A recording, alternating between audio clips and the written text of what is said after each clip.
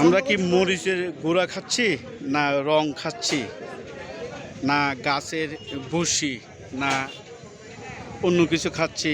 আপনাদেরকে একটু দেখাচ্ছি মরিচের গুঁড়া।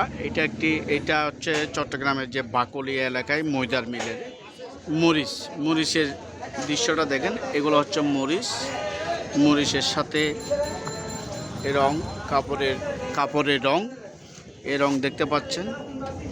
এই রঙগুলো ব্যবহার করা হয় শুধু মরিচে না, মরিচ, হলুদ এবং মশলার মধ্যে। আর এইটা একটু দেখায়, এটা হচ্ছে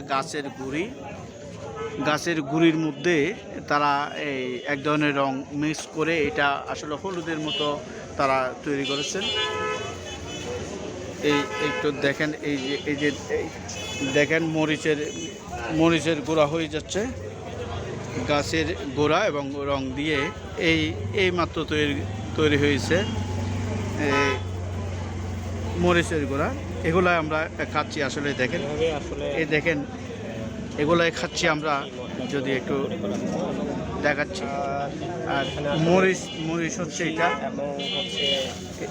এই মরিচ হচ্ছে বাজারের যেটা খাতুনগঞ্জের রিজেক্টেড মাল আছে, ওই মালটা হচ্ছে এটা উনি বিভিন্ন খাতুনগঞ্জের সাথে ওয়েবসাইট থেকে সংগ্রহ করে। ইনশাল্লাহ আমরা আসলে এখানে যিনি এই যে মিলের মালিক, সে নিজেই বলছে, অর্থাৎ বৈধভাবে ব্যবসা করা যাবে না, অবৈধভাবে করতে হবে। তিনি নিজেই স্বীকার করলেন। ভাই, কত টাকা জরিমানা করছে এখন? ভুক্ত অধিদপ্তরের সাহায্যের মাধ্যমে 1.5 লক্ষ টাকা জরিমানা। 1.5 লক্ষ টাকা জরিমানা করা হয়েছে। আর দোকানকে সিলগালা করে দেবে ইনশাল্লাহ। এটার জন্য আমরা সুপারিশ করতেছি সরকারের কাছে, যাতে এরকম কেউ পরবর্তীতে করার সাহস না পায়।